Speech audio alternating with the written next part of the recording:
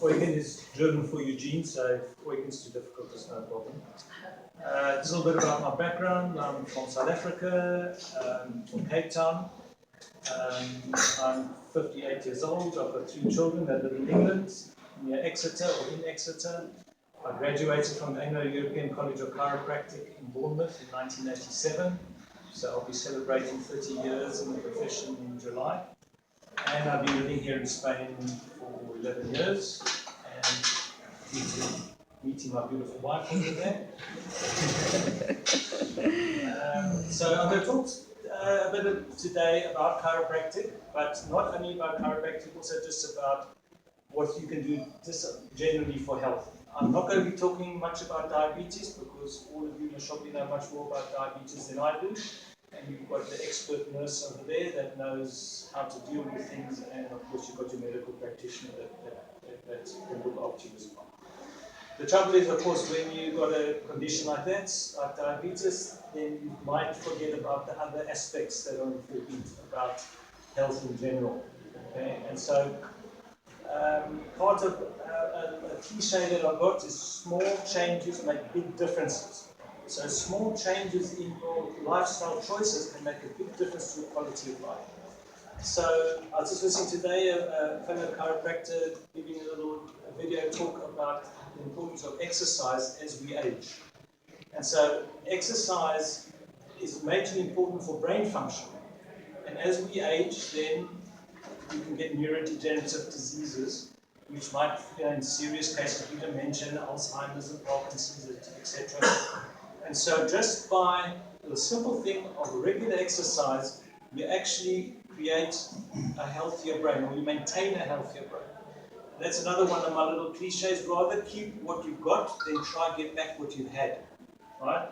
And so quite often we think to ourselves, oh, we'd like to take it easy now at this time of our life, and etc. No, you have to keep on looking after this vehicle that we live in, because that's where our quality of life comes from. And so, for instance, just a simple thing like going on regular walks every day for 20 minutes, but more than a stroll, just keeping moving, right? This body is designed to move. When we stop moving, that's when problems can start, right? And so it doesn't matter what it is. In fact, NASA, the space exploration people, they want to know what was the best exercise for those astronauts. Was it high intensity? Was it aerobic? Was it heavy weights? Was it anaerobic? Was it intermittent? Whatever kind of exercise. And they did all the experiments and they had all the best PhDs trying to find out what would be the best for these astronauts. And the answer at the end of the day was actually simple. Just don't sit. That's it, right? Whether you're sweeping, or whether you're ironing, or whether you're walking, or whether you're dancing, or whether you're on a bicycle, or whatever, it doesn't matter. Just don't sit. Now the trouble is that we're becoming more and more sedentary, right? We're spending time sitting in front of the TV, we're spending time sitting in front of the computer. We're not moving enough. So just moving in itself can make a huge difference to your quality of life. Okay? So when we're sitting, it decreases the blood supply, for instance, down to the lower limb. It affects the digestive system, it affects the intestines, and so you get all these different kind of organic problems just because you're sitting too much, just because you're not moving enough. And so movement is what we're designed to do. We've got joints, we've got muscles, and this is essential to keep this movement going. As soon as our ability to move gets compromised, our health is going to start suffering. So just the small lifestyle choice of deciding to do something on a regular basis, that in itself can make a huge difference. So whether it's going for a walk along the Paseo Marítimo, think about it. Millions of people come to the Costa del Sol every year to come and enjoy this. We live here, and how often do we actually take advantage of where we live? Right? It's just like crazy, right? My wife and I, for instance, we go walking up in the Mijas Mountains, and you get up there and you just look at this and you think, wow, we live here, this is amazing, right? Millions of people around the world come to enjoy this stuff, and somehow or another we become a bit blasé about it. If you're not going to go up the mountain, fair enough, you go to the Paseo Marítimo. How beautiful, right? Every day you can go along there for half an hour, whatever it is, whatever you can do, and enjoy that, get that fresh air. That exercise, what does it do? It oxygenates the blood. What's the thing what part of your body needs the oxygenated blood the most? Your brain, right? And so not only does the exercise actually cause new synapses to be created in the brain, keeping the brain young and healthy, it's also oxygenating the brain. And so that in itself is going to make a big difference. Okay? Whereas when you're sitting, you're not oxygenating your blood as much as if you were moving, and that's going to affect the brain function as well. So extremely important, just a small choice of, for instance, walking. But it doesn't have to be that, you can do something else. What about joining a dance club kind of thing, right? Here we are in Spain and people do flamenco and all that type of thing. It's a great social thing, but dancing is the most wonderful exercise, right? The trouble is we get older and our bodies aren't as flexible as they used to be, and we kind of feel a little bit embarrassed maybe about trying to dance. Doesn't matter, just go ahead and just do it, right? It makes a big difference. And it doesn't matter what it is. You can get a bicycle, you can join a gym. For instance, I work up in Carretera de Mijas, where the Bruna restaurant is, right at the very top, in a multi-clinic with a physiotherapist there, and there's yoga, and there's acupuncture, etc. And the physiotherapist there has a training class for the elderly, right? And just a very gentle thing to keep moving. Right, and so there you're in a group, so there's the support of the group there, and from a social point of view, it's a nice thing just to be part of that, but it's doing the world good at the same time. Right? I had a lady come and see me just the other day, and she literally couldn't walk for more than 50 meters before she'd have to stop. Right? And then she started to lose her confidence as far as her ability to be able to walk and feeling unsteady on her legs. And her quality of life was becoming miserable because she didn't dare to venture out to go because after 50 meters she'd have to stop and because of pain, etc. And then what happened was that she was too afraid to go shopping because she'd get stuck in the queue, or gets to go to the bank because she'd be stuck in the queue and then she'd have too much pain. And so her world was beginning to shrink more and more and more. So why? Because of her inability to move, right? And so she came to see me, and slowly but surely we got her back on her feet. And now, she was kind of wildly excited because she could walk up the flight of steps that she couldn't walk up before. And she was really excited because she was going to England, could be any day now, and she was going to go assisted in a wheelchair. And she was going to surprise her children because she was going to walk out of the arrivals thing and surprise them not being in a wheelchair. Right? And this was a big goal for her to be able to do that. And she was wildly excited that she now was able to do that. And her kind of joie de vivre was kind of back. She kind of had some more interest in life. Because why? Just because she could walk. So this is a very important aspect as well. Another thing I want to talk about is the importance of posture. Right? And so, again, we're in the sitting position. We tend to slouch in the chair. The lungs start to get squashed in. The intestines start to get squashed in. And so it's important. Sit at the computer. We're looking at our phones. We're always coming forwards, right? And part of this kyphosis is called going forward, thoracic kyphosis, is stress. Stress can cause us to get in a defensive kind of posture, like a boxer, you go like this, right? Now, how important is that? Extremely important, right? It even affects hormone levels in the body. For safe argument's sake, in research, they took two groups of men. The alpha man, who was the big kind of proud guy with a big chest and took up space, and then the non-alpha guys, and they did a blood test. And they found that the alpha male type of person had a very high testosterone level and low cortisol level. Cortisol is a stress hormone. And the beta males, they had the opposite. And so what they did was they actually asked the men, the alpha males to act more submissive and the submissive males to act more dominant. And they found that their hormone levels changed. So just changing your posture actually changes your hormones. And your hormones make you feel in a particular way. For instance, if you're a man and your testosterone levels fall, you might feel less confident about yourself. So just changing the way you're standing changes the way you feel about yourself. Changing the way you're sitting changes the way you feel about yourself. People are depressed, they tend to go forward. People that are anxious have got a certain kind of posture. And so this posture reflects the internal state, what's happening within us, emotionally, but also as far as the state of the nervous system. If the nervous system is in a state of defense, it's called fight or flight, then the body gets into that kind of defensive posture. When we're in fight or flight, sympathetic dominance, it affects, against hormones, cortisol levels. Cortisol has the effect of decreasing serotonin in the brain. That's our feel-good neurotransmitter. And you can start feeling depressed over having long-term stress. Right? It also decreases the function of the immune system. And so by working in a way that is going to help you decrease stress, that is going to change those hormones and then make you feel different and change your function as far as your hormones are concerned, as far as your immune function is concerned, even as far as your brain structure is concerned. Because what happens is with prolonged stress, high cortisol levels, it actually decreases the thickness of the cerebral cortex. And that affects the way your cognitive function. Stress cuts off the blood supply to the near-frontal cortex, which is our way of cognitive function, about being able to process things effectively. So the more stressed we are, the less we can actually deal with problems, because the blood supply is being cut off. And so what can we do about this stress story, right? Well, we can get back to exercise. Exercise has a major effect in dissipating the stress hormones. So it's called the fight or flight response. So the body gets ready for fight or flight, but if we don't do anything, fight meaning some kind of defense from the stress, flight meaning running away.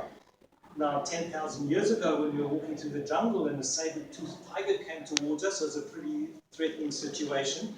So to survive, the nervous system went into this fight or flight response. And you would run away, climb up a tree, or you'd have to kill the threat that was coming towards you.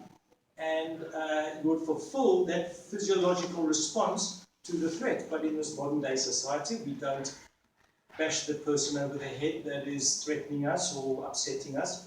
And so our body stays in the fight or flight response. And if that happens long enough, then the sympathetic nervous system becomes dominant. It stays in that fight or flight response. And that then can lead to high blood pressure, it can lead to bowel syndrome, it can lead to heart problems. In fact, 90% of illnesses are either exacerbated or caused by prolonged stress. So stress is an important thing that we need to learn to become aware of, the importance of it, and how to deal with it, right?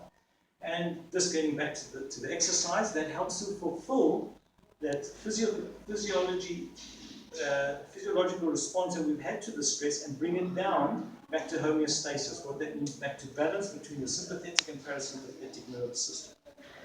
So the importance of just that small thing about the exercise, not only what I described beforehand, affecting the joint function and the emotional stuff, but it's also affecting the state of your nervous system, right? And the state of your nervous system is going to have a major effect on your quality of life. So if you are continuously in a state of defense, you're going to feel anxious, you're going to be worried, you're going to see the world around you as threatening. And that isn't a fun place to be in, right? And so you can live in exactly the same environment as somebody else. You're experiencing exactly the same stimuli from your environment, but the experience from one person to the other will vary greatly. The person that's in a relaxation response will be enjoying the environment. The person that's in a state of stress, in fight or flight, will experience that very same environment as threatening. And then as a result of that, their quality of life, their quality of the experience will be greatly affected. Okay? And so just by changing all of that, by doing these lifestyle choices, the way we experience life becomes changed. Right? Even down to the degree of our expression of our DNA, of our genes. Right? So there's something new called epigenetics. Up until about 10, 15 years ago, it was thought that our genes are hardwired. We've inherited them from our parents. And we are victims of our genes. It's absolutely not true. Right? The new science shows that that's not true. We've got dominant genes and we've got recessive genes. The dominant genes you can do nothing about. You've got blue eyes for the rest of your life. That's never going to change. Right? But the recessive genes are either switched on or switched off, depending upon how we perceive our environment. And the way we perceive our environment is through our nervous system. So, if we are perceiving our environment as threatening, the bad genes that are going to affect our health, give us a heart attack, are going to become dominant and switch on and affect us. If we're perceiving our environment in a positive way, then the good genes, the health-enhancing genes, get turned on, and then our quality of life improves. The functioning of our body improves. So we keep hearing about, heart disease. These genes cause your heart disease. Like you're a victim to your genes. That's not quite true.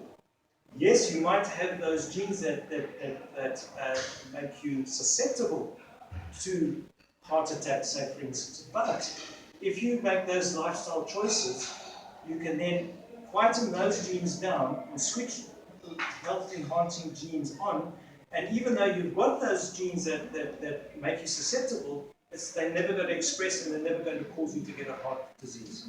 So quite often you hear people say, oh, my parents had this disease, and oh God, I just hope I don't get that. And they live in the fear of this disease, and it becomes a self-fulfilling prophecy.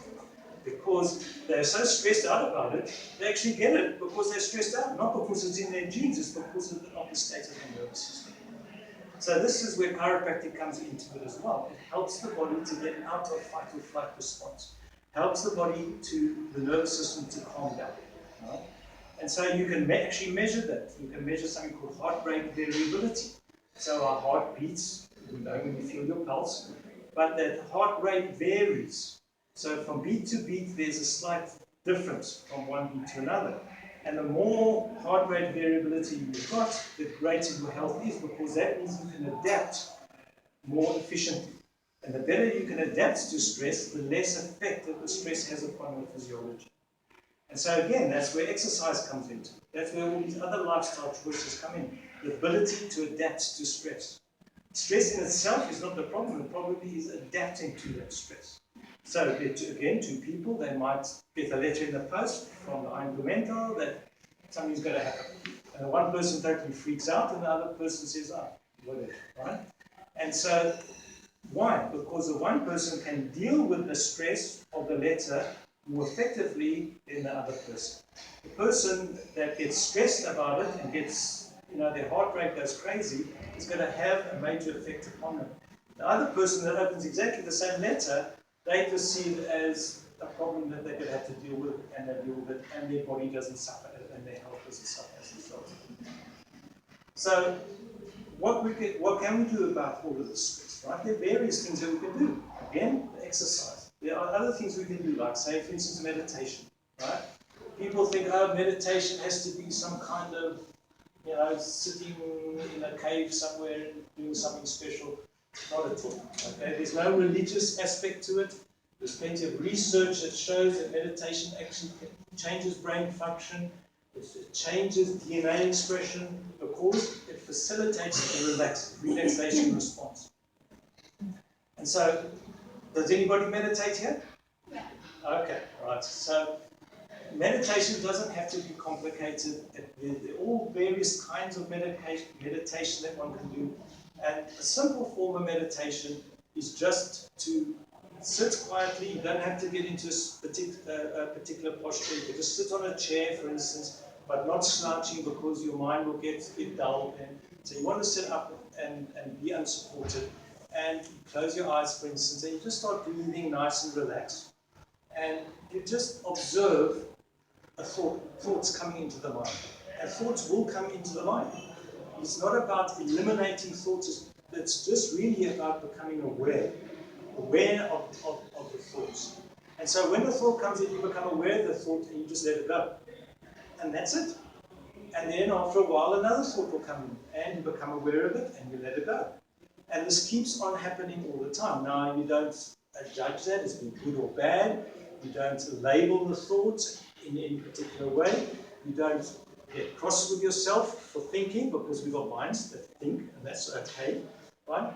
And so we just carry on doing this process over and over again. And what happens is, after a while of developing this mindfulness, this awareness, the thoughts start calming down. It's referred to as monkey mind, and what that means is a tree full of monkeys. They're all going chatting, going crazy. And then after a while, what happens is that with the quietening of the mind, that chattering slows down. And when that chattering slows down, that's when the mind starts to become more peaceful. And when our minds become more peaceful, then the nervous system starts to calm down. You get out of this fight or flight response that I was mentioning. Right? And so one just starts off very gently, 10 minutes a day. Right? And then just doing that process, and over a period of time, becomes easier and easier. At first you think, what's this all about? Is it doing anything? Doesn't matter. Just keep on doing it. Right?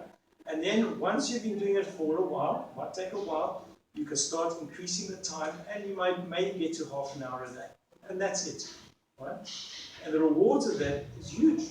Huge, right? We just described the whole story about how it affects DNA, how it affects physiology, how it affects brain function, and how it's going to affect your quality of life. Okay? If you can't do meditation, that's okay. You can do a visualization, for instance. Right?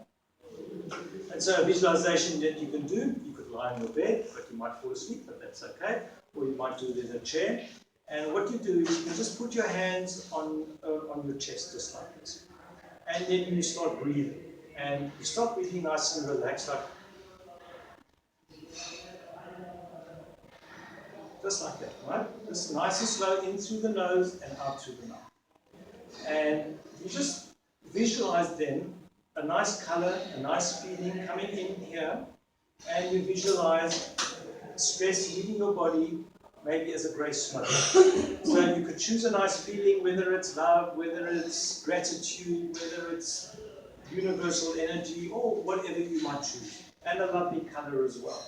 And so you just imagine it's coming into this body, a healing light, whatever you want to call it, right?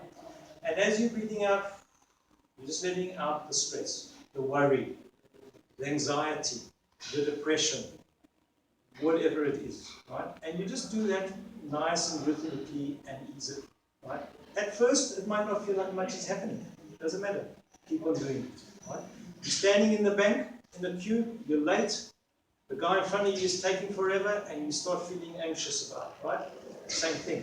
You just put your hand here like this, and you just start this process. The more you do it, the more effective it becomes. At first, it might feel a bit meaningless, but it's helpful. Right? There's actual research that shows it. If you look on the internet, you can look at the website. It's called Heart Maths. They've been to Harvard, and they've been to Yale University, and they've checked all this thing out. And again, using heart rate variability. It's a monitor that you can put on your finger or your earlobe, and it's just checking. It's using heart, what was it called? Heart rate variability.